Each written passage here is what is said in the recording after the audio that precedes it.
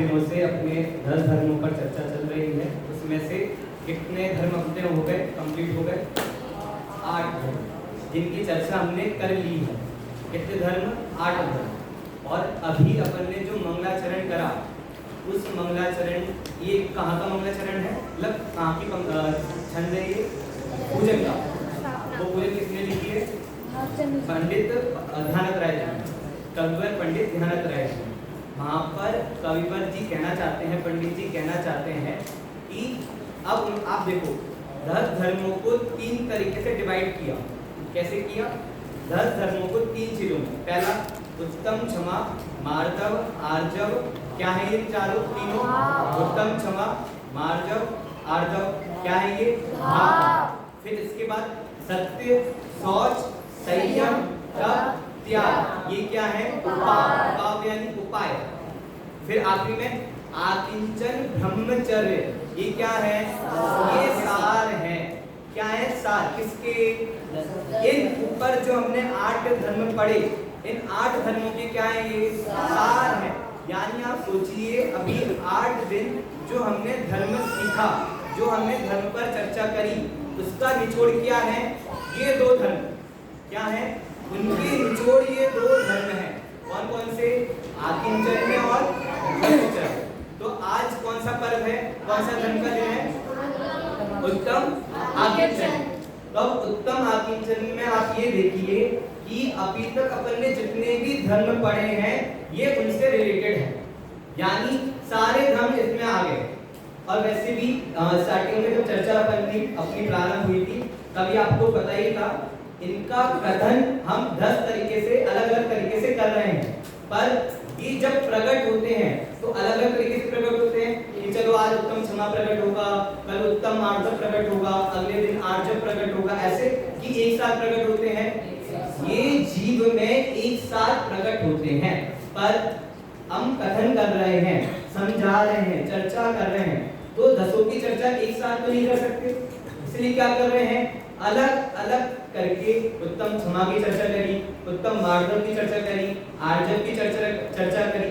इस प्रकार अभी तक हमने 8 धर्मों की चर्चा करी। एक बात तो ये, इसमें ये समझ में आ गया कि जो स्टार्टिंग के 3 धर्म है वो भाव है, बाकी के कितने बचे?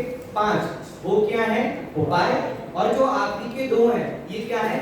सार, यानी निचोड़ इनके पहले के धर्मों के। दूसरी बात, अब जो आकिंचन और ब्रह्मचर्य हैं, 2 धर्म बचे। इसमें जैन धर्म का एक महत्वपूर्ण सिद्धांत आता है। कौन सा? अनेकांत और त्यागवाद। कौन सा? अनेकांत और त्यागवाद। किसी ने सुना है अनेकांत और त्यागवाद के बारे में? बाकी बच्चे जो 7th में हैं, वो लघु जैन सिद्धांत प्रवेशिका में पढ़ेंगे, और 8th 9th 10th वालों ने पढ़ लिया होगा। 90 क्वेश्चन पढ़वाते हैं, पढ़ते हैं, हम सब चर्चा करते हैं उस पर। तो आखिरी में 90 नंबर का क्वेश्चन है अनेकांत और त्यागवाद। वहां पर चर्चा स्टार्ट होती है और परिभाषा ही बताते हैं, समझाते लोग, परिभाषा में उदाहरण देते हैं और समझा देते हैं।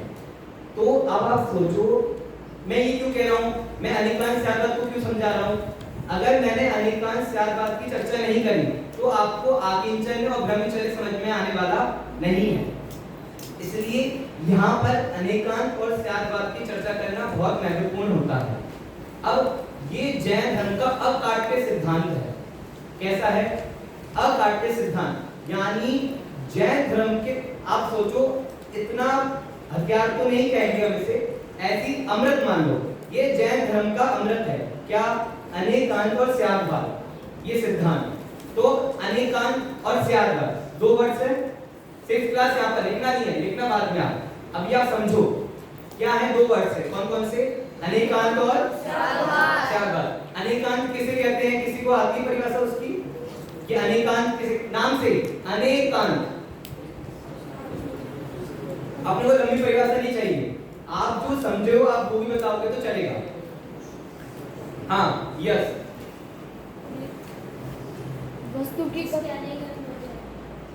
वस्तु के अनेक अंत को अनेकांत कहते हैं। अनेक अंत हो जिसमें, वो क्या हो गया? अनेकांत। इसको और डिफाइन करोगे कि बच्चों को समझ में नहीं आया, 6th 7th वालों को समझ में नहीं आया कि जिसके अनेक अंत यानी क्या? अनेक तो समझ में आ गया, अनेक यानी 6th क्लास। अनेक यानी बहुत सारे, अंत यानी कौन बताएगा यहाँ पर? हाँ नहीं, ये अर्थ यहाँ पर नहीं, लास्ट अर्थ यहाँ पर नहीं। आदित्य बताइए। जो बहुत सारे धर्मों को ग्रहण कर सकते हैं। ठीक है, बैठो। और कोई इसके अलावा? जिसमें अनेक धर्म हो सो अनेकान, एक परिभाषा ये हुई। दूसरी, अंत का कोई दूसरा गुण, अनेक अनेक अंत, अंत यानी धर्म या गुण, जिसके अनेक धर्म हो या गुण हो, उस पूर्ण वस्तु को क्या कहते हैं? अनेकांत कहते हैं। अब यहाँ पर सिंपल सा समराइज करें हम तो अनेकांत यानी जो अनेक धर्म और गुणों से युक्त वस्तु है उसे क्या कहेंगे हम? अनेकांत। क्या कहेंगे? अनेकांत। जैसे बासु, खड़े हो जाइए। बासु, आपकी कोई बहन है, मम्मी पापा है, चाचा चाची है। अब चाचा चाची आपको क्या कहकर बुलाएंगे? आपको क्या कहेंगे? मतलब नहीं, जो रिलेशन बताना है, रिलेशन पता है आपने? Relation chart. तो ठीक है, पापा के लिए आप क्या? पापा मम्मी के लिए बेटे, बहन के लिए भाई, मामा के लिए भांजे। बैठो। अब एक बासु में, अब ये मेरे लिए विद्यार्थी भी है, अपने पापा मम्मी के लिए बेटा भी है, बहन के लिए भाई भी है, मामा के लिए भांजा भी है। इसमें अब अनेक धर्म हुए कि नहीं हुए? हुए। वस्तु एक ही थी कि बहुत सारी थी? बेटा, विद्यार्थी, भाई, भांजा, ये एक ही वस्तु के अनेक नाम हैं कि अलग अलग वस्तुएं हैं? एक ही वस्तु के अनेक धर्म हैं। आत्मिक क्या आएंगे? एक ही पदार्थ के, एक ही वस्तु के अनेक धर्म। तो अब यहाँ पर ये बता रहे हैं अनेक वस्तु के क्या हो? एक वस्तु के क्या हो? अनेक धर्म हो। अब गुण, हमें कितने गुण हैं? अनंत गुण हैं। अनंत गुणों में से भी कितनों की चर्चा हम कर लेते हैं? 47 शक्तियां। कितनी शक्तियां होती हैं? 47। वैसे कितनी है? अनंता अनंत, उसमें से हमें 47 यानी 47 गिनकर बता दी। ऐसे हमें गुण कितने हैं? अनंत। और उसमें से हमने कितने पढ़े? ज्ञान, दर्शन, सुख, वीर, चारित्र पढ़े कि नहीं पढ़े? कितने गुण पढ़े? केवल 7, 8, 15, 20, 47, 50 कितने? पर हमें कितने गुण हैं? अनंत गुण हैं। तो ये अनंत गुण एक ही वस्तु में है, एक ही पदार्थ में, कि अनंत पदार्थों में है? एक ही पदार्थों में है। तो अनेकांत सिंपल सा इतना कहता है कि एक वस्तु कैसी है? अनेक धर्म और गुणों से युक्त है। समझ में आ गया अनेकांत का मतलब? अब दूसरी चीज क्या बची अपने पास? स्याद्वाद। क्या बचा? सॉरी, क्या बचा अपने पास? ओजस। क्या बचा अपने पास? स्याद्वाद। अनेकांत क्लियर हो गया? हो गया। अब दूसरी क्या चीज बची? स्याद्वाद। अब स्याद्वाद क्या करती है? वाद यानी बोलना, कथन करना, स्याद यानी कथनचित। तो कथनचित जो कथन होता है, जैसे अब वासु अभी घर पर है कि हॉस्टल में है? हॉस्टल में। अब जब इसको इसके अध्यापक, शिक्षक पढ़ा रहे होंगे तो ये उनके लिए क्या होगा? विद्यार्थी। तो अब वहां पर हम कहें कि भाई इधर आओ, बेटा इधर आओ, भांजे इधर आओ, क्या कहना उचित होगा उसके लिए? विद्यार्थी। पर विद्यार्थी कहने पर इसका जो बेटा गुण है, भांजा जो इसका नाम है, वो खत्म हो जाएगा क्या? रहेगा कि नहीं रहेगा? रहेगा। पर क्या करेंगे उसको? गौण करेंगे। अभी आप समझना, थोड़ा जितना समझ में आए उतना समझने का ट्राई करो। क्या करेंगे? दूसरे धर्मों को गौण करके क्या कहेंगे? एक धर्म को मुख्य करेंगे। जैसे ही हम कहते हैं कि जब आप सभी ने जीव की परिभाषा पढ़ी हुई है, 6 वाले बच्चों ने, कोई बताएगा जीव किसे कहते हैं? खड़े होकर। हाँ, अर्थ बताइए, जीव किसे कहते हैं? जिसमें जानने देखने की शक्ति हो, यानी जिसमें ज्ञान दर्शन हो, वो कौन? जीव। चारित्र, सुख, बल, ये नहीं। अगर ये उसमें है तो वो जीव नहीं है क्या? है कि नहीं? है।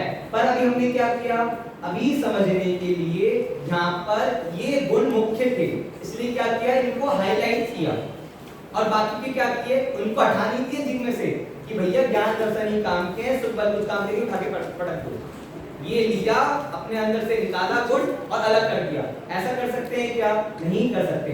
तो स्याद्वाद क्या करता है? कथनचित कथन करता है, यानी जो उस समय मुख्य गुण होगा उसको उसका कथन करेगा। इतनी बात समझ में आ गई? तो अनेकांत से ज्यादा समझ में आया कि नहीं आया? आया। बैठ जाओ। अब वापस अपने टॉपिक पे आएंगे। आकिंचन ब्रह्मचर्य क्या है? ये धर्म के सार है। अब कौन कौन से धर्म? आकिंचन और ब्रह्मचर्य। अब जो आकिंचन है, आकिंचन में क्या है? मोहित भैया ने अभी पहले अर्थ बताया था। आकिंचन यानी किंचित मात्र भी मेरा नहीं। अगर इसको हम संस्कृत में करें समझेंगे, उसका समास वगैरह करेंगे इसका आकिंचन का, तो क्या होगा? नास्ति किंचित यस्य सा आकिंचन। क्या होगा? नास्ति किंचित यस्य सा आकिंचन, यानी कोई मेरा कुछ भी नहीं है, उसे क्या कहेंगे? आकिंचन कहेंगे। क्लियर हुआ? नास्ति किंचित यस्य सा आकिंचन। क्लियर हो गया यहाँ पर? तो अब यहाँ पर ये बता रहे हैं कि मेरा कुछ भी नहीं है। और ब्रह्मचर्य में क्या कहेंगे? कि मेरी आत्मा ही मेरी है। अब आकिंचन में बता रहे हैं कि कोई भी मेरा नहीं है। ब्रह्मचर्य यानी ब्रह्म यानी अपनी आत्मा, चर्य यानी चरना, चर्या अपने आत्मा के आचरण में लीन हो जाना, रम जाना, उसमें ही आचरण करते रहना, ही क्या है? ब्रह्मचर्य। तो यहाँ पर कैसा कथन हो रहा है? पॉजिटिव। और आकिंचन में कैसा हो रहा है? नेगेटिव।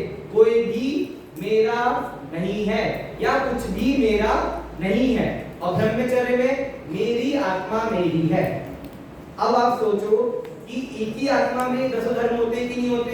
होते हैं। आकिंचन में कह रहे हैं कि मेरा कोई भी नहीं है, और ब्रह्मचर्य में कह रहे हैं मेरी आत्मा ही मेरी है। तो यहाँ पर कैसे करा? नास्ति रूप कथन। और यहाँ पर कैसे कथन कर रहे हैं? अस्थि रूप कथन।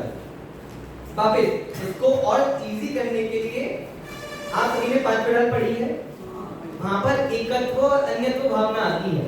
मैंने 8th क्लास में पढ़ाया था एकत्व भावना और अन्यत्व भावना। तो किसी को अंतर डिफरेंस याद है एकत्व भावना के और अन्यत्व भावना के? हाँ, दिव्य बताइए। एकत्व भावना और अन्यत्व भावना में क्या अंतर है, क्या डिफरेंस है? और हाँ, तो कौन असली कौन असली फर्क करके बताइए। वेरी गुड, समझ में आया? एकत्व यानी मेरी आत्मा ही मेरी है, उसमें ही अपना एकत्व करना, सो क्या है? एकत्व भावना। और ये कथन कैसा है? अस्थि परक। और अन्यत्व यानी बाहर में कोई भी पर पदार्थ मेरे नहीं है, ये सब कैसे हैं? मेरे आत्मा से भिन्न है। तो ये कैसा कथन हो गया? नास्ति परक, नहीं है। नहीं यानी नास्ति परक, और मेरी आत्मा मेरी है यानी अस्थि परक।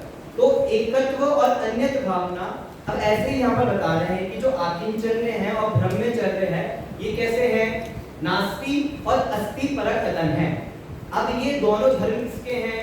अपनी आत्मा के ही हैं। अब ये कोई मत समझना कि भैया यहाँ पर नास्ति परक कथन कर दिया तो ये आत्मा के गुण नहीं है। ये अनेकांश से आपका समझाने का मतलब ही ये था कि आत्मा में अनेक धर्म और गुण होते हैं। उसमें से अब धर्म और गुणों के लिए भी अलग चर्चा आती है कि धर्म किसे कहेंगे, गुण किसे कहेंगे। वो जो ज्ञान, दर्शन, सुख, बल, ये क्या हुए? गुण। और जो विरुद्धभाषी होते हैं, जैसे एक अनेक, भिन्न अभिन्न, वेद अभेद, ये क्या कहलाते हैं? धर्म कहलाते हैं। समझ में आया? तो ऐसे ही आत्मा में नास्ति और अस्थि धर्म है। तो कौन सा नास्ति है? पर पदार्थ मेरे नहीं है, ऐसा नास्ति धर्म है। और मेरी आत्मा ही मेरी है, ये क्या है? अस्थि परक कथन है। इतनी सामान्य चर्चा अपन ने अभी की, जो आपको समझ में आना चाहिए। अब सार कह रहे ना, सार यहाँ पर आकिंचन को बताने के लिए नास्ति लेना ही था। अब आप कह सकते थे कि आपको ऐसा ना कहकर ये कहना चाहिए था कि परिग्रह मेरा नहीं है, परिग्रह को छोड़कर अपनी आत्मा का चिंतन करो और उत्तम आकिंचन धर्म को प्रकट करो। सिंपल सा है, इसमें कुछ कठिन लगा?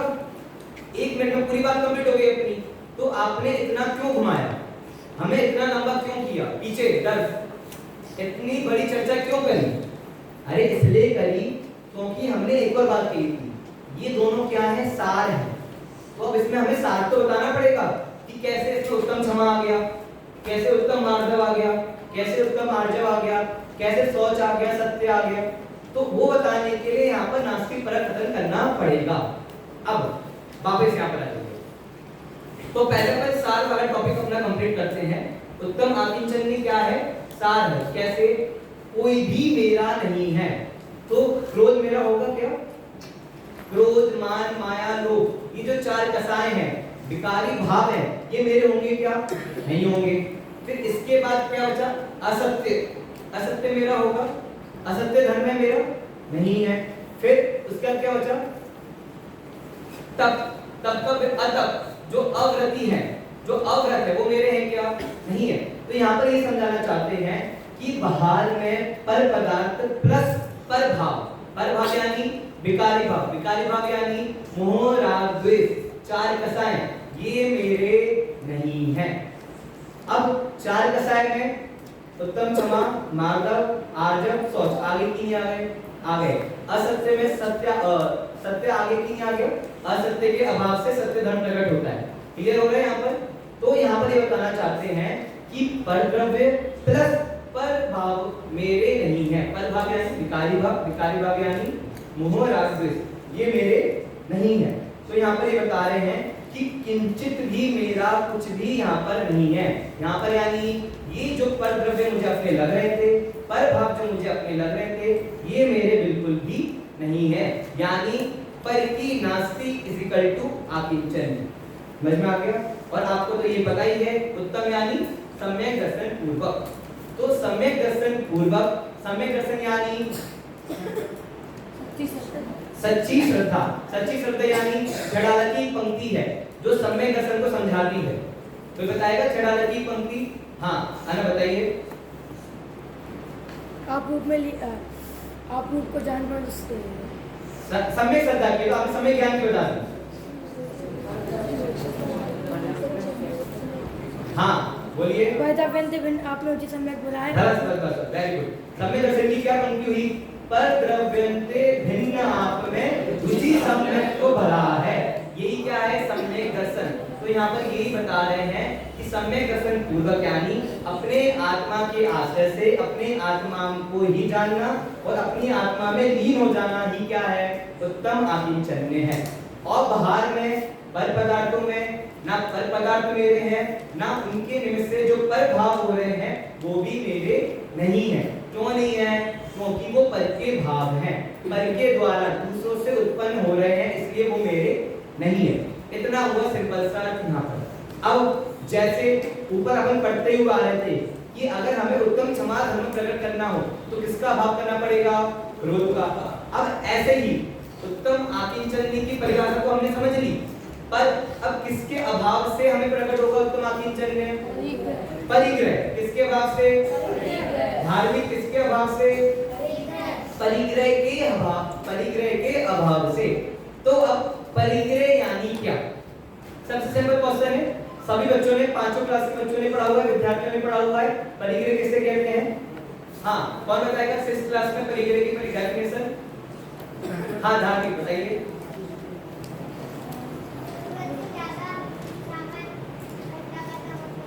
ठीक है, इन्होंने क्या कहा? जरूरत से ज्यादा सामान इकट्ठा करना, उसका नाम क्या है? रक्षित। क्या है? परिग्रह। पक्का? और कोई डेफिनेशन चेंज करना चाहेगा? 10th class? हाँ, 8th क्लास। आगे बताइए। बैठे बैठे। अनाप शनाप रुपया पैसा आदि जोड़ना पड़ेगा। बस मुझे यही डेफिनेशन ही चाहिए थी। फिर से बोलिए। अनाप शनाप रुपया पैसा आदि जोड़ना पड़ेगा। अनाप शनाप रुपया पैसा आदि जोड़ना क्या है? परिग्रह है। आर्यन जी आप खड़े हो जाइए। अब मेरा आपसे प्रति प्रश्न है, मतलब मैं आपसे इसमें ही क्वेश्चन पूछना चाहता हूँ। आपके पास कितने पैसे हैं यहाँ पर? 10 रुपए हैं। तो बहुत परिग्रहवान हो गए आपको, बहुत परिग्रह है आपके पास। आपने तो कहा कि अनाप शनाप रुपया पैसा जोड़ना, तो भैया आप सबके पास तो बहुत सारे पैसे यहाँ पर होंगे, गुल्लक रखी होगी, आपके मम्मी पापा ने आपको एक गुल्लक दी होगी, बेटा संभाल के रखना, आपको जितने भी पैसे मिलते हैं हम आपके गुल्लक में डालते जाएंगे, हम दीपावली पे आएंगे, रक्षाबंधन पे आएंगे, आपकी गुल्लक निकालेंगे, पैसे डालेंगे और रखना। तो आपके साथ आपके पास अनाप शनाप पैसा जुड़ गया होगा। फिर तो आप सब कैसे कहलाए? अपरिग्रही। तो मुनिराज कैसे होते हैं? अपरिग्रही, मतलब उनका परिग्रह नहीं होता, अपरिग्रह होते हैं, अपरिग्रहवान होते हैं। तो आप सभी कैसे कहलाए? अपरिग्रहवान। तो भैया आप में और मुनिराजों में क्या अंतर रहा? अगर हम पैसे से परिग्रह को जोड़ेंगे तो भैया आपके पास भी पैसे नहीं है, मुनिराज के पास भी पैसे नहीं है, तो दोनों में क्या अंतर रहा? बैठो। हाँ अना बताइए क्या कहना चाहते हैं? ये पै पद आए तो महत्व होता है, वो होता है भाई। Very good. क्या कहा? अब देखो अपन सब क्या कर रहे हैं, स्वाध्याय करने वाले साधर्मी जन है, विद्यार्थी हैं जो हम पढ़ते हैं, ठीक है। विद्यार्थी यानी जो पढ़ रहा है उसे विद्यार्थी कहते हैं। तो अभी हम सब पढ़ रहे हैं, तो हम सभी क्या कहलाएंगे? विद्यार्थी कहलाएंगे। अब हम सब जैन तो हैं पर नाम के जैन नहीं हैं। कैसे हैं? नाम के जैन नहीं हैं, हम परीक्षा प्रदानी जैन हैं। हम कोई भी बात को पढ़ेंगे तो पहले परीक्षा करेंगे फिर उस बात को अपनाएंगे। बिना परीक्षा करे हम किसी भी चीज को अपनाने वाले नहीं हैं।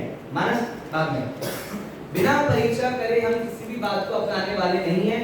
चाहे हमारे माता पिता कह रहे कि तुम्हें ये करना है, नहीं, हम पहले परीक्षा करेंगे कि हम जो पूजन कर रहे हैं, जहाँ पर हम दर्शन करने के लिए जा रहे हैं, वो देख सच्चे हैं या झूठे। कैसे करेंगे? परीक्षा करेंगे। और परीक्षा करने के लिए कौन से गुण को याद करेंगे? वीतरागी। जो रागी द्वेषी नहीं हो वही क्या है? सच्चे देव हैं। ये आपको सबको पता चल गया परीक्षा करने का मापदंड, कि अगर आप परीक्षा करोगे तो कैसे करोगे? वीतराग गुण से। जो वीतरागी होंगे वो सच्चे देव हैं, और जो वीतरागी नहीं है वो सच्चे देव नहीं है। अब आप कहीं पर भी जाओ ऑल ओवर इंडिया में घूमने के लिए, अब कोई सन टेम्पल जाए और सन टेम्पल में जाके दर्शन करे, तो भैया फिर वो परीक्षा प्रदानी कहलाएगा कि नहीं कहलाएगा? वो फिर क्या कहलाएगा? भैया आप तो मूर्ख जैसा कार्य कर रहे हो। आपको समझाने के बाद भी आपको परीक्षा के लिए मापदंड भी हमने दे दिया, हमने आपको एक स्केल दे दी कि भैया आपको ऐसे नापना है, फिर आप क्या कर रहे हो? बिना उस स्केल के, बिना परीक्षा प्रदानी होकर आप किसी को भी पूछ रहे हो, तो ये फिर आपकी गलती है। आपको पाप बनेगा, वो कर्म आपके हृदय में है, फिर आप दुखी होकर संसार चक्र में भ्रमण करेंगे, वो बात अन्य हो जाएगी। अब वापस अपने टॉपिक पे आओ। हम कहां पर थे? परिग्रह। परिग्रह की डेफिनेशन क्या होनी चाहिए? आपने बहुत अच्छी परिग्रह की परिभाषा बताई। अब उसको आपको तत्वार सूत्र के आधार से बताना है। तत्वार सूत्र के 7वें अध्याय में परिग्रह की परिभाषा आई है। बहुत एक लाइन का सूत्र है और वन वर्ड में उसको बताया है कि परिग्रह यानी क्या। तत्वार सूत्र के 7वें अध्याय में परिग्रह की परिभाषा आई है। उसमें कहा, चलो मैं बताता हूँ, मूर्छा परिग्रह। क्या आई है? मूर्छा परिग्रह, यानी मूर्छा ही परिग्रह है। पीछे डर समझ में आया? मूर्छा यानी क्या? हाँ, मूर्छा यानी परिग्रह। मूर्छा का अर्थ क्या हुआ? हाँ आदित्य, सूत्र में आंसर देना। सूत्र में ममत्व परिणाम। सूत्र और भी कहना चाहेगा, उसका सूत्र भी आया है। हाँ, पीछे से कोई सुनकर दिव्य। हाँ दिव्य बताइए।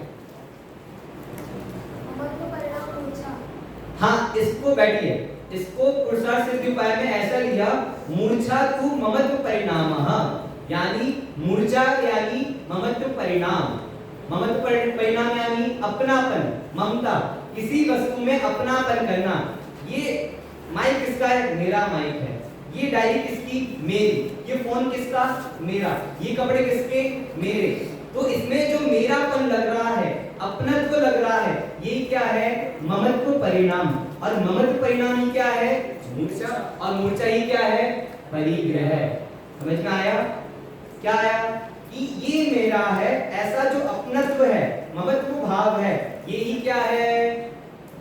मूर्छा है। और मूर्छा ही क्या है? परिग्रह है। तो परिग्रह की सभी को डेफिनेशन याद हो गई। पीछे अनर्घ, परिग्रह। परिग्रह की कोई आपसे डेफिनेशन पूछे तो क्या कहोगे? तत्वार सूत्र के 7वें अध्याय में 17वां नंबर के सूत्र में लिखा है मूर्छा परिग्रह, यानी मूर्छा ही परिग्रह है। और मूर्छा यानी मूर्छा तु ममत्व परिणामः, पर ममत्व परिणाम ही मूर्छा है। ये जो डेफिनेशन है पुरुषार्थ सिद्धि उपाय में आई है। अब इसके आगे अब हम समझेंगे ममत्व परिणाम यानी क्या। क्या समझेंगे हम? ममत्व परिणाम यानी क्या? आप दिल्ली, हाँ, अतर्व खड़े हो जाइए, खड़े हो जाइए। अब आप देखना कि ममत्व परिणाम कैसा होता है और किस में होता है। केवल रुपये पैसे में होता है कि सभी में होता है? अब वो आपका एग्जाम्पल करके बताएंगे। अब आपके पास बिग एग्जाम पैड है ना आपका, किसी ने अथर्व का बिग एग्जाम पैड ले लिया, तो अथर्व क्या कर रहा, भैया मेरा किसी ने एग्जाम पैड ले लिया, प्लीज आप दिलवाइए। वो रो रो के सभी भैया के पास गया, किसके लिए, एग्जाम पैड के लिए। अरे भैया कितना बड़ा एग्जाम पैड था, मुझे मेरा वाला ही चाहिए, ये मैं नहीं लूंगा। क्यों, वो उसको अपना मान रहा है, वो उसका है क्या? अगर वो उसका होता तो अनादिकाल से एग्जाम पैड उसके साथ आ रहा है। जैसे अथर्व की आत्मा, अथर्व का जीव चारों गति में भ्रमण कर रहा है, वैसे ही यहाँ पर हाथ में ऐसे पैड लेकर एग्जाम पैड भी अथर्व के साथ चारों गति में भ्रमण कर रहा होगा। नरक में गया तो एग्जाम पैड साथ में लेकर, त्रियंच में गया तो एग्जाम पैड साथ में लेकर, मुंह में दबा के घूम रहा है, ऐसा। तो भैया बैठिए, तो अब आप ये समझिए कि ममत परिणाम में क्या हो रहा है, अपनापन दिखा रहे हैं। तो किसमें अपनापन दिखा रहे हैं, बाह्य पदार्थों में, पर पदार्थों में। और अपन ने आगे चंदी की डेफिनेशन क्या पढ़ी थी, पर पदार्थ और ना ही पर भाव, ये मेरे रंच मात्र भी नहीं है। नास्ति किंचिन यस्य, ये बिल्कुल भी मेरे नहीं है। कौन कौन, पर पदार्थ और पर भाव। पर भाव यानी अभिनव, पर भाव यानी विकारी भाव, यानी जो आत्मा के स्वभाव नहीं है, आत्मा के स्वभाव से जो विपरीत भाव है उसे क्या कहते हैं, विकारी भाव कहते हैं। विकारी भाव को और डिफाइन करेंगे तो मोह राग द्वेष मिथ्यात्व आदि भाव, ये सब किसमें आ गए, विकारी भाव में आ गए। तो यहाँ पर कह रहे हैं कि जो परिग्रह है वो मूर्छा को कहते हैं, और मूर्छा यानी ममत परिणाम। अगर आप ममत्व नहीं करोगे, पर पदार्थों में अपनापन नहीं करोगे, राग द्वेष नहीं करोगे, तो आपको परिग्रह होगा कि नहीं होगा, आपको परिग्रह नहीं होने वाला है, उसे परिग्रह नहीं कहेंगे।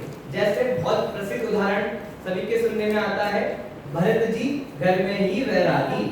भरत जी चक्रवर्ती, 6 खंडों के राजा, इतना वैभव, फिर भी कैसे कह रहे हैं, वैरागी कह रहे हैं, वैरागी कह रहे हैं। कैसे कह रहे हैं, वैरागी कह रहे हैं। 8th क्लास वैरागी की अपन ने एक डेफिनेशन पढ़ी थी, क्या थी वैरागी की डेफिनेशन, हाँ आना बोलिए। संसार भोग से उदासीन हो जाना वही वैरागी होता है। एक चीज भूल गए, शरीर, संसार शरीर और भोगों से उदासीनता भाव। अब आप सोचिए, भरत चक्रवर्ती अभी दीक्षा नहीं ली, भरत चक्रवर्ती ने नहीं ली, घर में है, फिर भी कैसे हैं, वैरागी। संसार, शरीर और भोगों के प्रति ममत भाव नहीं होने पर भी कैसे हैं, घर में रह रहे हैं। अब कोई कहे कि भैया अक्षय खड़े हो जाओ, हम अक्षय के रूम में जाएं, अक्षय के रूम में 3-4 परफ्यूम पाउडर नहीं है, मैं फॉर एग्जांपल दे रहा हूं कि उसके रूम में हम गए, उसके पास 3-3, 4-4 परफ्यूम है, पाउडर है, और क्या है, हम क्या कहेंगे, बहुत परिग्रही हैं। अरे भैया अक्षय भैया के पास जाओगे तो 15-20 कपड़े, 5 पाउडर, 5 परफ्यूम, ना जाने कितना कितना सामान है, तो ये क्या कहलाएंगे, परिग्रही। ऐसे बैठे अक्षय, ऐसे ही हम सब क्या गए घूमने के लिए, कहाँ गए, भरत चक्रवर्ती के घर पर। हमने कहा कि अरे भैया बहुत कहते हैं भरत चक्रवर्ती घर में ही वैरागी, घर में ही वैरागी, चलो आज घूम के आते हैं भरत चक्रवर्ती के घर पर, देखते हैं कितने वैरागी हैं। हमने तो वैरागी की परिभाषा पढ़ी थी, संसार शरीर भोगों से विरक्ति, देखते हैं कि उनको संसार शरीर भोगों से विरक्ति है कि नहीं। तो क्या करें, हम सब ने बैग पैक किया, पानी की बोतल रखी और कहाँ घूमने चले गए, भरत चक्रवर्ती के घर पर। तो हमने देखा अरे उतना ही वैभव, 96,000 रानियां, इतना धन, इतने घोड़े, इतने हाथी, सब कुछ कैसा का वैसा। तो वैरागी किस नाम की, तो भैया तो आप परिग्रह की परिभाषा याद कर लेना। परिग्रह की परिभाषा हमने क्या पढ़ी थी, ममत्व परिणाम, अपनापन। तो भैया भरत चक्रवर्ती को क्या नहीं था, हाँ पर अपनापन नहीं था, ममत्व परिणाम नहीं थे, किसमें, इस 6 खंड के वैभव में। उनको रंच मात्र भी ममत्व परिणाम नहीं होने के कारण, अहम भाव नहीं होने के कारण, ये चीज मेरी है, ये वैभव मेरा है, ऐसे ममत्व परिणाम किसको नहीं थे, भरत चक्रवर्ती को नहीं थे। इसलिए हम क्या कहते हैं, भरत चक्रवर्ती घर में ही वैरागी। समझ में आया कि वैरागी क्यों कहते हैं। तो अब ये समझाकर मैं आपका 2 चीजों पर ध्यान देना चाहता हूं कि कोई कहे कि भैया इतना वैभव है, ये जीव तो महापरिग्रहवाणी होगा, और इनको देखो, इनके पास तो कोई परिग्रह ही नहीं है। तो भैया जो गरीब लोग होते हैं उनके पास परिग्रह होता है, कपड़े होते हैं, पैसे होते हैं, कुछ होता है कि उनके पास कुछ भी नहीं होता। अगर आप क्वांटिटी में देखोगे, अगर आप पर वस्तु को तोलने लगे कि भैया जिसके पास जितनी ज्यादा चीजें वो उतना परिग्रहवान, और जिसके पास जितनी चीजें नहीं उतना वो अपरिग्रहवान, तो ये परीक्षा करना सही है कि गलत है? गलत है। क्यों गलत है? क्योंकि पहली बात, दरिद्री भिखारी आपको मिलते हैं, उनके पास कपड़े होते हैं, पैसे होते हैं? नहीं होते। अगर आप पैसे और वस्तुओं से तोलोगे तो उनको भी कैसा कहना पड़ेगा? अपरिग्रहवान कहना पड़ेगा। पर वो होते हैं क्या? नहीं होते। दूसरी चीज, अभी बहुत सारे बच्चे न्यूज़पेपर पढ़ते हैं, अरे आपने पढ़ा होगा पंजाब में, हिमाचल में, मनाली में बाढ़ आ गई है, आई कि नहीं आई? उसमें क्या हुआ? लोगों के घर चले गए, जितना परिग्रह था, जितना सामान था, सब चला गया। अब वो कैसे हो गए? अपरिग्रहवान। अगर आप कहोगे कि पदार्थों का नहीं होना ही अपरिग्रह है, और अपरिग्रह कौन सा परिग्रह? जो बुरेराज पालन करते हैं कि हमारे पास कुछ नहीं है इसलिए हम कौन? अपरिग्रहवान। तो भैया ऐसा नहीं है। किसका नाश होना जरूरी है? क्या कंपलसरी है? ममत्व परिणाम कंपलसरी है। क्या कंपलसरी है? ममत्व परिणाम। तो उसके लिए सर्वार्थ सिद्धि में एक परिभाषा आती है, ममेंदु बुद्धि लक्षणः परिग्रह। कौन सी? ममेंदु बुद्धि लक्षणः परिग्रह, यानी ये वस्तु मेरी है ऐसा जो संकल्प करना होता है वो क्या, उसे क्या कहते हैं? परिग्रह कहते हैं। ममेंदु बुद्धि लक्षणः परिग्रह, यानी ये चीज मेरी है ऐसा किसी पर संकल्प करना, उसी का नाम क्या है? परिग्रह है। समझ में आ गया? ये हमने बहुत सारे उदाहरणों से देख लिया, चाहे वो अथर्व का एग्जाम पैड हो या भरत चक्रवर्ती की संपदा हो, ये सब क्या है? ये परिग्रह नहीं है। इसमें ममत्व परिणाम, ये मेरे हैं, उसका नाम क्या है? ऋषभ, परिग्रह है। समझ में आ गया? परिग्रह किसका नाम? ये मेरे हैं, उसका नाम परिग्रह। तो भैया अब आप बताइए, अभी मोहित भैया ने छंद पढ़ा था, उसका अर्थ करा था, तो क्या करे थे हमने? परिग्रह के कितने भेद होते हैं? 24। परिग्रह 24 भेद। अब परिग्रह कितने भेद? 24। कौन कौन से भेद बताएगा? 24 के भी अगर हम दो टुकड़े करते हैं तो 14 अंतरंग और 10 भेद। मोहित भैया ने बताए थे, इसलिए मैं आपको बता दे रहा हूं, मैं आपसे पहले पूछूंगा। किसी को याद है 24 परिग्रहों के भेद? हाँ जी हाँ, बताइए। ये 14 अंतरंग, 9 हास्य रति अरति शोभ भय बुत्सा, स्त्रीवेद पुरुषवेद नपुंसकवेद, विख्यात क्रोधवान मायालोक, और 10 अंतरंग से दास दासी नौकर चाकर, और सोना चांदी। हाँ, और कोई? पहले हम क्या पढ़ेंगे? 24 भेद होते हैं। 24 के भी हमने कितने टुकड़े किए? 2। कौन कौन से? अंतरंग और भेद। अब हम 24 को क्या करें? डिवाइड कर रहे हैं। तो 14 भेद किसके? अंतरंग के, और 10 भेद किसके? बहिरंग के। अब 14 बहिरंग अंतरंग के नाम याद करना बहुत इजी है। 6 वाले यहाँ पर देख के बोलना। 1 मिथ्यात्व, 4 कसाय, और 9 कसाय। इजी हो गए? कितने भेद हो गए? टोटल करो 1, 4 और 9, कितने हो गए टोटल? 15। कितने हो गए आदि? 9, 1 और 4, पक्का? 15 की 14? 14, वेरी गुड। तो 14 भेद किसके हैं? अंतरंग परिग्रह के। अब एक क्या? मिथ्यात्व। एक क्या? देवांश बोलो, एक क्या? मिथ्यात्व। 4 क्या है? कसाय। 4 क्या है? कसाय। और 9 क्या है? 9 कसाय।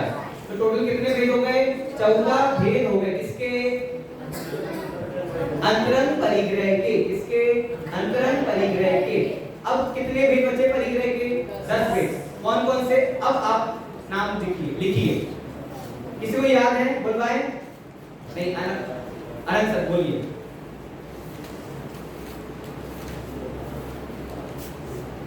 सोना चांदी, धन धान्य, दास दासी, जमीन मकान, कपड़े बर्तन।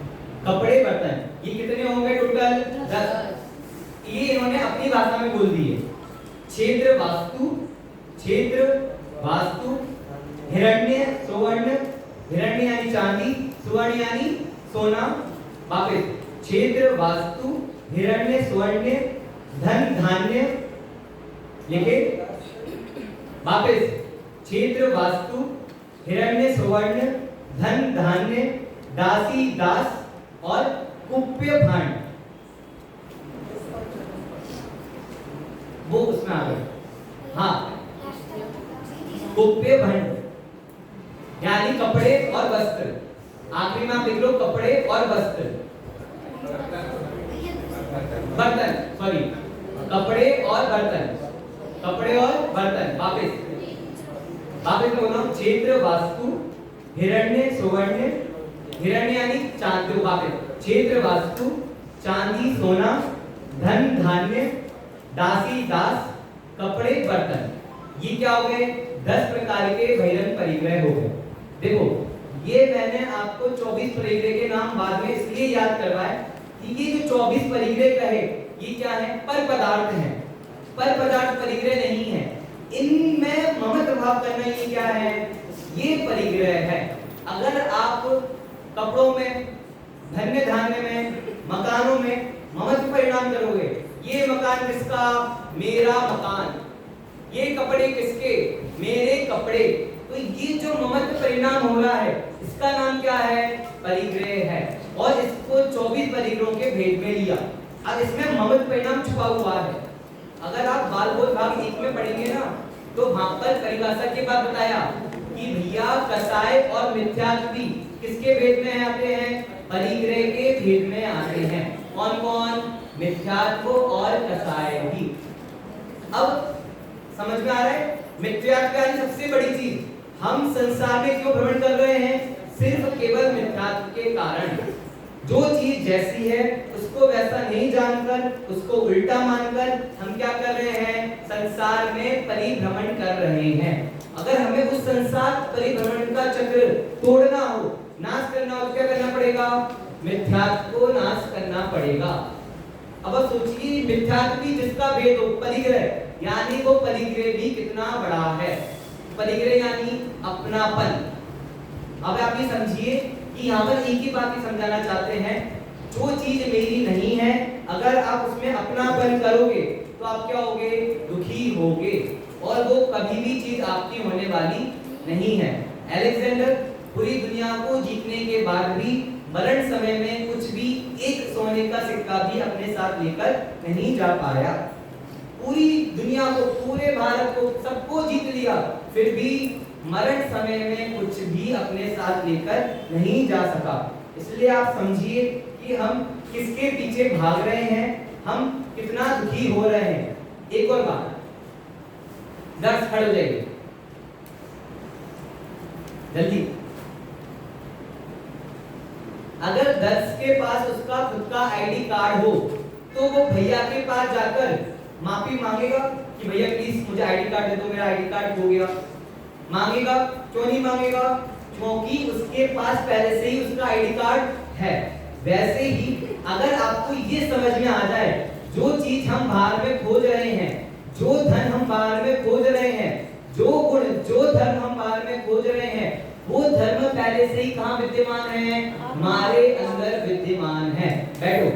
अथर्व, आपके साथ आपका एग्जाम पैड चारों गतियों में भ्रमण नहीं कर रहा, पर हमारे अनंत गुण, हमारा अनंत वैभव हमारे साथ, हम कहीं पर भी जाएं तो हमारे साथ रहता है कि नहीं रहता? रहता है। भरत चक्रवर्ती का वैभव और ये अपने अनंत गुणों का वैभव, किसका वैभव ज्यादा कीमती है? अनंत गुणों का। क्यों? क्योंकि वो अनादि से साथ में था, अभी है और अनंत काल तक साथ में रहने वाला है। और जो भरत चक्रवर्ती का वैभव है वो अभी मिला है, कुछ समय के लिए, जब तक आयु है तब तक साथ में है। उसके बाद वो वैभव साथ में रहने वाला है क्या? नहीं रहने वाला, नष्ट हो जाएगा। कभी साथ में रहने वाला है क्या? तो जो वस्तु सदाकाल है ही नहीं, क्षणभंगुर है, नाश होने वाली है, वो हमें सुख दे सकती है क्या? तो अब हम बाहर में जिसका कलेक्शन कर रहे हैं। अभी 10th क्लास के बच्चे जाने वाले हैं, उनके पास 7 महीने 8 महीने का टाइम बाकी है, तो क्या करेंगे? मेमोरी कलेक्ट करेंगे। क्या कलेक्ट करेंगे? मेमोरीज, अपनी फोटोज, स्लैम बुक बनाएंगे, इच्छाओं को कलेक्ट करेंगे। क्यों? भैया हमें संजो के रखनी है सारी इच्छाएं। क्यों? अरे याद तो यही है, पल तो यही है, अगर ये पल नहीं जिए तो क्या जिया? ठीक है, तो क्या कर रहे हो? कलेक्शन करेंगे। तो भैया ये जो आप पलों का कलेक्शन कर रहे हो, ये मेरे पल है। अरे मैंने इसके साथ ये पल बिताए थे, अरे मैंने यहाँ पर ये सीखा था, अरे मैंने ये किया था, अरे ये मेडल देखो। तो आपका ये जो पल कलेक्शन है, इससे आपका संसार बढ़ने वाला है कि घटने वाला है? भैया बढ़ने ही वाला है। और ये जो आपका कलेक्शन चल रहा है, कब तक रहने वाला है? जब तक आपकी आयु साथ में है। अगर इसको और छोटे में किया जाए ना, तो 2-3 साल तक। उसके बाद ये जो आपको कलेक्शन है, एक अलमारी में बंद हो जाएगा या फोन की मेमोरी कार्ड में सेव हो जाएगा। वो कलेक्शन आपको कभी भी खुलने वाला नहीं है। और खुलेगा तो सुख देगा कि दुख देगा? दुख ही देगा। क्या पल थे, कितने अच्छे भैया मिले थे, कितना समझाते थे, सब कितने साथ में मिलकर रहते थे, कितना अच्छा वातावरण था। मैं आपको बताना चाहता हूँ, यहाँ से जाने के बाद ऐसा साधर्मीपना, ऐसा वातावरण अगर दुनिया में कहीं मिल जाए तो महा दुर्लभ समझना। जहाँ पर जितनी आपकी चिंता होती है, जितनी आपकी देखरेख होती है, 86 बच्चों की देखरेख करना और ऐसे देखरेख करना कहीं पर भी नहीं होता। तो जब आप अपनी यादों को खोलोगे, अपनी यादों का पिटारा खोलोगे, उसमें झांकोगे, तो सुख नहीं मिलने वाला, दुख ही मिलने वाला है। क्यों सोचोगे? अगर काश हमने अच्छे से रह लिया होता, अगर हमने अपने 8 महीने, 5 साल, 3 साल, 4 साल अच्छे से बिता लिए होते, तो आज हम कैसे होते? तो भैया यहाँ पर 5 साल की पढ़ाई बस आपको यही बता रही है कि आप जिस खजाने के लिए भाग में प्रयत्न कर रहे हो, वो निधि, वो खजाने आपके पास अनादि काल से थे, अभी हैं और अनंत काल तक रहने वाले हैं। इसकी गारंटी दे रहे हैं। समझ में आ रहा है? गारंटी दे रहे हैं। ये मत समझना कि भैया 3 साल की वारंटी है, 5 साल पढ़ोगे तो निधियां रहेंगी। वारंटी नहीं है, गारंटी है कि परमानेंट रहेंगे। चाहे कोई भी पर्याय धारण कर लो, नरक में चले जाओ, नरक में चाहे आपके कितने भी भेद हो जाएं, आपके अंगों के कितने भी टुकड़े हो जाएं, फिर भी आपकी निधि, आपका ज्ञान दर्शन आप में से अलग होने वाला नहीं है। इतनी गारंटी है वहां पर। तो ये गारंटी आपको जिनवाणी दे रही है, और जिनवाणी के माध्यम से आपको ये समझ में आना चाहिए कि जिसके लिए हम बाहर में प्रयत्न कर रहे हैं, और जो प्रयत्न कर रहे हैं वो कैसा है? दुखदायी है, दुख देने वाला है। तो अब हमें क्या करना? अब हमें क्या करना चाहिए? तो उसके लिए अब आप विचार करो। क्या हमें अभी भी बाहर में कलेक्शन करना है? कपड़ों का कलेक्शन करना है, मेमोरीज का, अपनी कसायों का कलेक्शन करना है। मेमोरीज का कलेक्शन करना यानी क्या? इच्छाओं को कलेक्शन करना। और इच्छाएं क्या हैं? कसाए हैं। अपनी माया का कलेक्शन, मान का कलेक्शन। अरे पता है, जब मैं 8th में था, मुझे बेस्ट स्टूडेंट का अवार्ड मिला था। अरे मुझे ये अवार्ड मिला था, मुझे वो अवार्ड मिला था। तो ये जो आपका कलेक्शन है, ये आपको हित देने वाला है क्या? आप ये बताइए। और आज के समय पर जो आपको इतने परिग्रहवान जो व्यक्ति दिखते हैं, परिग्रहवान यानी जो अपने पर पदार्थों से, जो उनके नहीं है, उनसे जो ममत्व करते हैं, अपनापन करते हैं, ऐसे अंबानी, अडानी, अरे कितना पैसा है, कितना सुखी जीवन जीते होंगे, कैसे रहते होंगे, बड़ी गाड़ियों में आना जाना। अरे भैया वो आपसे ज्यादा अपनी सेहत का ध्यान रखते हैं, साइकिलों में आना जाना, फ्रूट्स, फल खाना, मतलब ये फल पत्तियां खाना, उनका जीवन इस पे चलता है। और आप अरे बर्गर, अरे ये, अरे वो, खाना तो यही है, दाल चावल रोटी कहाँ खाना लगता है हमें? खाने के नाम पे तो अरे बर्गर खाओ, पिज्जा खाओ तो खाना है। भैया आप तो दाल रोटी तो ये भिड़े के जमाने में, यानी बहुत पुराने जमाने की बात है, हमारे जमाने की बात नहीं है खाना पीना। अरे भैया ऐसा नहीं है। आप ये समझो कि आप जो चीज के पीछे भाग रहे हो, वो चीज ऑलरेडी किसी ने प्राप्त कर ली है। अगर आप अंबानी जैसा बनना चाहते हो, तो पहले आप अंबानी के जीवन को देखो कि वो कितना दुखी है, और आप यहाँ पर रहकर बिल्कुल परिग्रहों से रहित रहकर कितने सुखी हो। जितना परिग्रहों का आपका अभाव है, उतने सुखी हो कि नहीं हो आप? और वहां पर वो अंबानी अडानी जितने बड़े बड़े लोग हैं, कितना पैसे को संभालने में, उसको बनाए रखने में, कोई मुझसे आगे ना निकल जाए, कोई नहीं चुरा ले, मैं कैसे अपने धन का प्रयोग करूं, कहां लगाऊं, क्या करूं, मांसाहार में। कल त्याग में पढ़ा था ना, दान किसको देना चाहिए, कैसे देना चाहिए, कुपात्रों को, सुपात्रों को, उसका फल क्या होता है। तो आप समझिए, जितना परिग्रह उतना ये जीव दुखी होता है, जितना ये पर पदार्थों में अपनापन करेगा उतना ये दुखी होगा। आज दुनिया के बड़े से बड़े मोटिवेशनल स्पीकर ये कहते हैं, भैया अपने आप को देखो। तो भैया ये अनादिकाल से अपनी जनवाणी जिन भगवान की वाणी में आ रहा था, अपने स्वराज्य को देखो। शिवाजी महाराज किसके लिए चले गए? स्वराज्य की रक्षा करने के लिए। पर उनके लिए उनका स्वराज्य क्या था? मराठा साम्राज्य, पूरा भारत वो उनका साम्राज्य। देखो उन्होंने जो किया उनको मना नहीं कर रहा, मैं आपको ये समझाना चाहता हूं, अगर आप अपने स्वराज्य के लिए नहीं प्रयत्न करोगे, पुरुषार्थ नहीं करोगे तो आप दुखी ही रहोगे।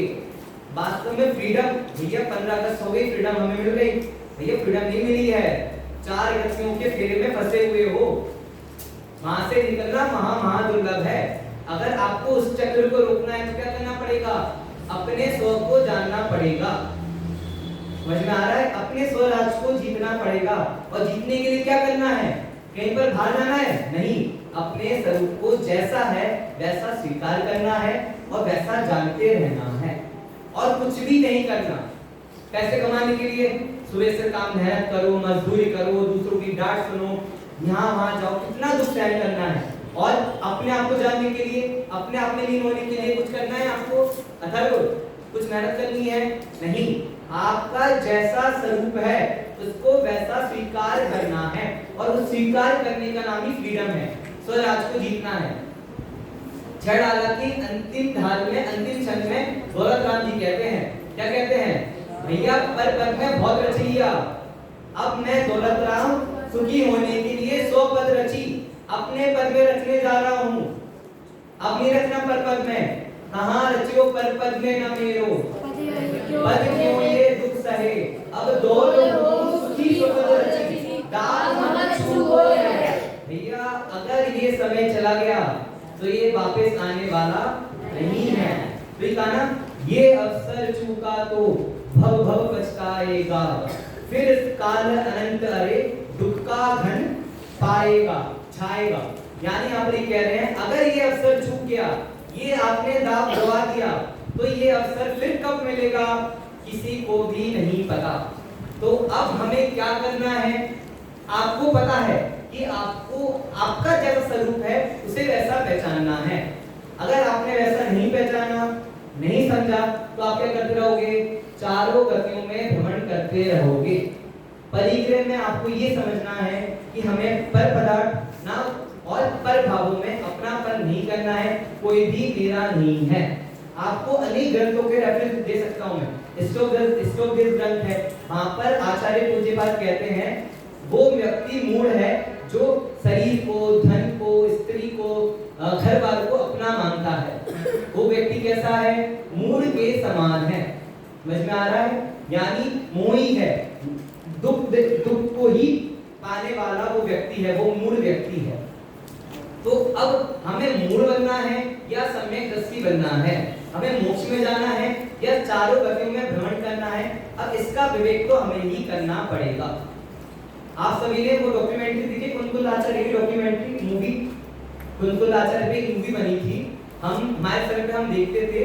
उसमें एक डायलॉग है, एक संवाद है, जो कुंतल आचार्य जब छोटे होते, राजकुमार होते, वो अपनी माता से कहते हैं, बहुत अच्छी बात कहते हैं। माँ, अब आपको पता है कुंतल आचार्य को कितनी वर्ष में करा के आ गया था, कितनी वर्ष में दीक्षा ले ली थी उन्होंने? 8वें वर्ष में।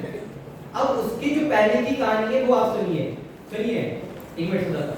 अब यहाँ पर कहते हैं कि जब उनकी माता ने उन्हें धर्म का ज्ञान दिया, तो वो बेटा क्या कहता है?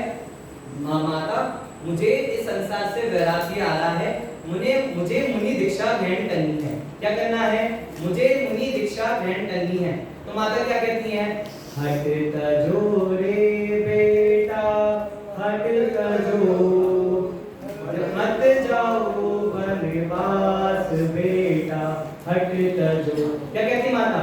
बेटा हट तजो, मत जाओ वनवास। क्यों, क्या रखा है वनवास में? वनवास जाओगे तो पैरों में कंकड़ चुभेंगे, रहने के लिए महल नहीं मिलेगा, कुछ भी नहीं मिलेगा, आपको दुखी दुख होने वाला है, खाने के लिए अच्छे पकवान नहीं मिलेंगे, दर्द होगी, पीड़ा होगी, रोग होगा, सब कुछ होगा। तो पता है वो राजकुमार क्या उत्तर देते हैं? मोह तजो रे माता, मोह तजो, जाने दो वनवास माता, मोह तजो। अब यहाँ पर ये कह रहे हैं माता मोह तजो, मुझे जाने दो वनवास, मुझे वनवास में नहीं रहना। क्या कह रहे हैं? माता मोह तजो, मतलब आपको छोड़ो, मुझसे मोह करना ठीक नहीं है। फिर आखिरी में जाकर माता कहती हैं, वाह बेटा, आपका संकल्प दृढ़ है, आप जाओ वनवास और मैं भी आपके साथ आती हूँ। समझ में आ रहा है उस समय? तो आप सोचिए एक बेटा अपनी माता को क्या शिक्षा दे रहा है, और उस शिक्षा को पाकर उसकी माता भी क्या कर रही है? वनवास यानी वैराग्य को धारण कर रही है। वैसे ही हमने यहाँ पर जो धर्म का अर्जन किया है, जो हमने धर्म की कमाई करी है, अब उस धर्म को अपने तक सीमित ना रखकर क्या करना है? मोह तजो रे माता, अपने घर द्वार पे जाकर अपने माता पिता को भी समझाना है कि माता पिता, जिसके पीछे आप इस संसार में भ्रमण कर रहे हो, ये सब कैसे हैं? स्वार्थ के सगे हैं। कैसे हैं सब? स्वार्थ के सगे हैं, कोई किसी का भी नहीं है। तो जितना पैसा आप दूसरों के लिए बचा के रख रहे हो, जितना परिग्रह जोड़ रहे हो, जितना अपना भाग कर रहे हो, उतने से क्या ही होगा? आपको दुख ही मिलने वाला है। समझ में आ रहा है? जिस सुख के पीछे आप भाग रहे हो, उस सुख के पीछे क्या छुपा हुआ है? दुख ही छुपा हुआ है। अब हमें क्या करना है?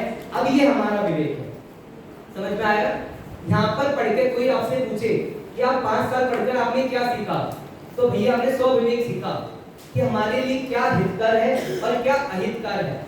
तो अब ये आपका विवेक है कि हमें पर पदार्थों में, पर भावों में अपनापन करना है, उनको अपना जानना है, क्या ऐसा मानना है कि करेक्शन करना है, इच्छाओं का करेक्शन करना है, ये आपके ऊपर है। अगर आपको इच्छाओं का करेक्शन करना हो तो करो, उससे आपको दुख मिलने वाला है और उन दुखों से चारों गतियों का भ्रमण चलता रहेगा। अगर आपको कोई दुख नहीं सहन करना है, चारों गतियों का भ्रमण छोड़ना है, तो क्या करना पड़ेगा? 100 पद रची। जैसे दौलत राम जी अपने पद में रच गए, वैसे हमें भी अब मैं अपने पद में रचकर क्या करूंगा? सुख को भोगूंगा। तो इस प्रकार भी हम भी अपने पद में रचें, उत्तम आकिंचन्य धर्म को धारण करें, 10 धर्मों को धारण करें। इसी मंगल भावना के साथ इसी बात को हम यहीं पर विराम देते हैं।